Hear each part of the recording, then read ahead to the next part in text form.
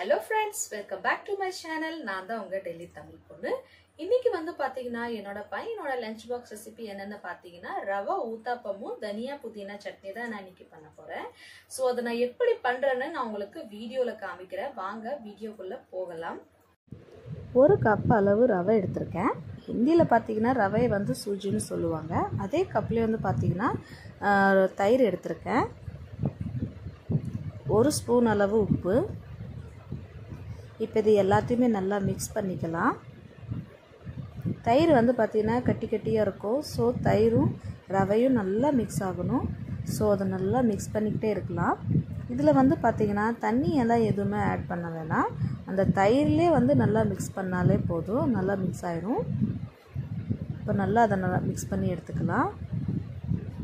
அவ்வளோதாங்க. இப்போ இதை வந்து பார்த்திங்கன்னா ஒரு 20 மினிட்ஸுக்கு நம்ம எடுத்து வச்சிடலாம். அடுத்ததான் வந்து பார்த்திங்கன்னா நம்ம சட்னி ரெடி பண்ணிக்கலாம்.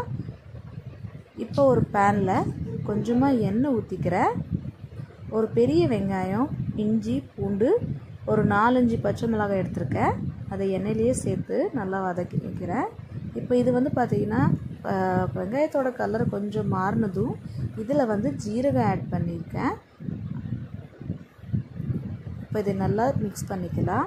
அடுத்ததாக வந்து பார்த்திங்கன்னா ஒரு 2 தக்காளி எடுத்திருக்கேன், பெரிய தக்காளி. அதை கட் பண்ணி வச்சுருக்கேன். அதையும் இதிலே சேர்த்துக்கலாம். இப்போ இது எல்லாத்தையுமே நல்லா மிக்ஸ் பண்ணிக்கலாம். தக்காளி வந்து பார்த்திங்கன்னா லைட்டாக வதங்கினாலே போதும், அதிக டைம் வேணாம். இப்போ இந்த தக்காளி நல்லா வதங்கிறதுக்கு வந்து பார்த்திங்கன்னா ஒரு ஸ்பூன் அளவு நான் உப்பு சேர்த்துருக்கேன். இப்போ இதை எல்லாத்தையுமே நல்லா மிக்ஸ் பண்ணிக்கலாம். இப்போ அடுத்ததாக வந்து பார்த்திங்கன்னா தனியாவையும் புதினாவும் நல்லா வாஷ் பண்ணி எடுத்து வச்சுருக்கேன். இப்போ தனியா புதினா சேர்த்துக்கலாம். புதினா, தனியா, இப்போ இது எல்லாத்தையுமே நல்லா மிக்ஸ் பண்ணி எடுத்துக்கலாம். தனியா புதினாவோட லைட்டாக ஸ்மெல் போனாலே போதும்.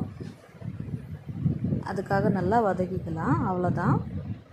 இப்போ இதில் வந்து பார்த்திங்கன்னா தேங்காய் எடுத்திருக்கேன். லைட்டாக அந்த தேங்காயும் சேர்த்துக்கிறேன். கொஞ்சம் தேங்காய் ஆட் பண்ணால் போதும். ஒரு ஸ்பூன் அளவு பொட்டுக்கடலை எடுத்திருக்கேன். அதையும் இதிலே சேர்த்துக்கலாம். இப்போ இது எல்லாத்தையுமே நல்லா மிக்ஸ் பண்ணிக்கலாம். கொஞ்சமாக பார்த்திங்கன்னா புளி சேர்த்துக்கிறேன். புளி சேர்த்துனா வந்து பார்த்திங்கன்னா டேஸ்ட்டாக இருக்கும். ஸோ லைட் கொஞ்சமாக தான் எடுத்திருக்கேன். இப்போ எல்லாத்தையுமே சேர்த்து நல்லா மிக்ஸ் பண்ணிக்கலாம்.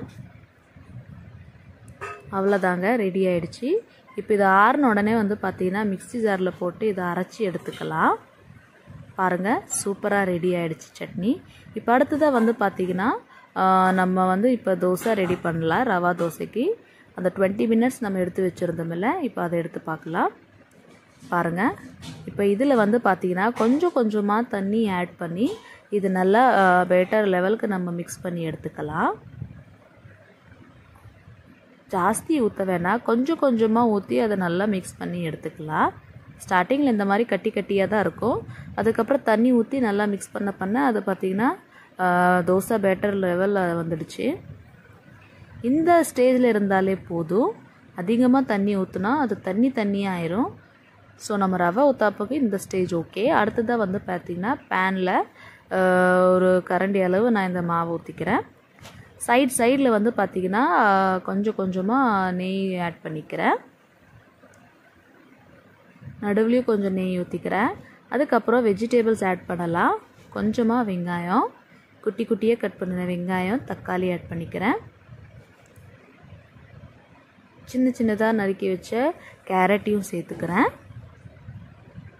இப்போ இது மேலே வந்து பார்த்திங்கன்னா கொஞ்சமாக இட்லி பொடியும் சேர்த்துக்கிறேன்.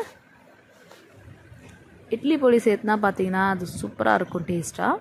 அது மேலே கொஞ்சமாக நெய் ஊற்றிக்கிறேன்.